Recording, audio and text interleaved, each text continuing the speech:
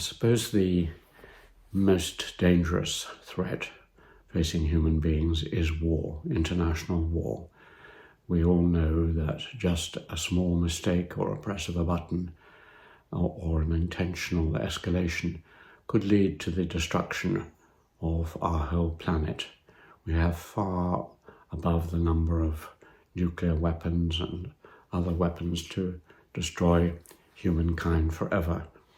And many people think that's pretty likely. So facing that, what can we do about it? Because again, if you look at the tendency has been for, certainly from tribal societies, which are often very warlike, competing for resources and other things, and then through the great peasant civilizations, constant warfare, and then through the period of the nations and the nation states of the 19th and 20th century.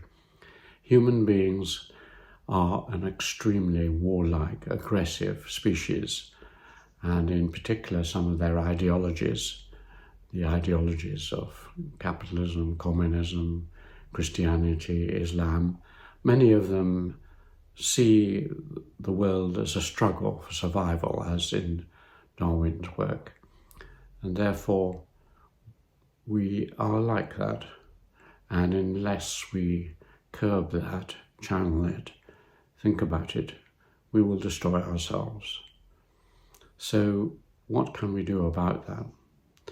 Well, the most obvious things are, firstly, that the tendency towards more and more warfare and minor warfare and conflict is often driven by commercial and industrial interests, what was known in America as the military-industrial complex.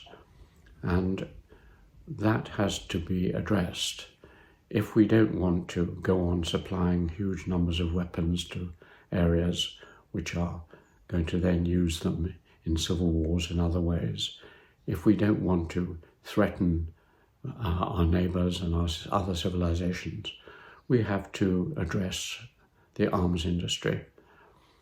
At the moment, the world spends nearly $3 trillion or pounds a year on weaponry.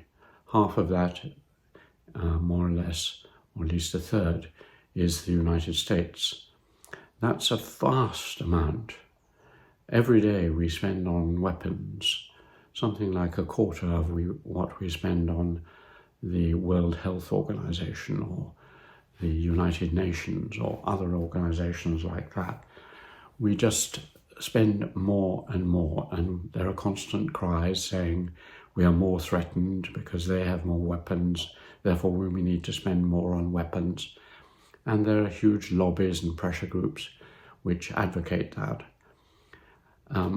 If instead of spending much of our surplus world wealth on weapons, we spent it on development, on health, on education, on water, on nutrition, on dealing with migrant problems, we could do that.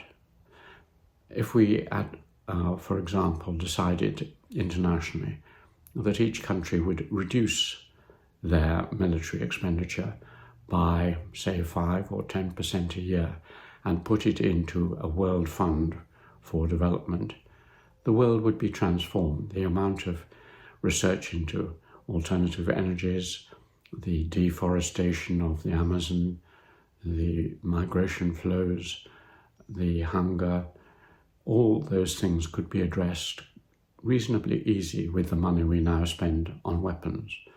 To take an example, it's estimated that the United States, in its attempt to seize and then hold Afghanistan through the Afghan army and elsewhere, spent something like £2 trillion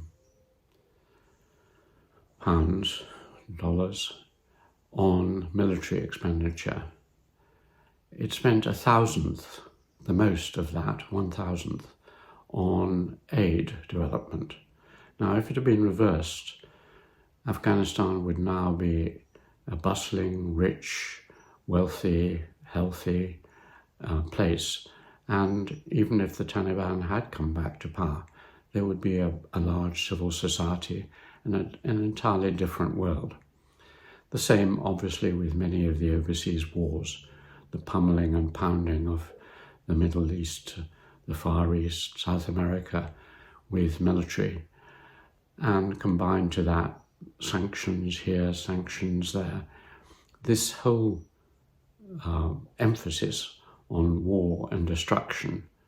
So what we need, obviously, is to move above the level that we now are at, which is the nation state, and competition, which led to this First and Second World Wars and to the Cold War, to a world situation where we accept that the control of violence at the highest level is the first thing we need.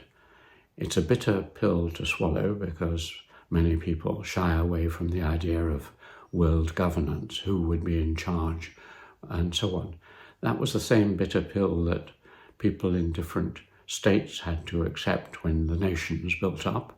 Someone was going to be in charge of them. And we as sane human beings have got to work out a way to do that. Previous attempts to do that, the League of Nations, the United Nations, both have failed, or at least the United Nations is almost failing, and we've got to make a new start on that.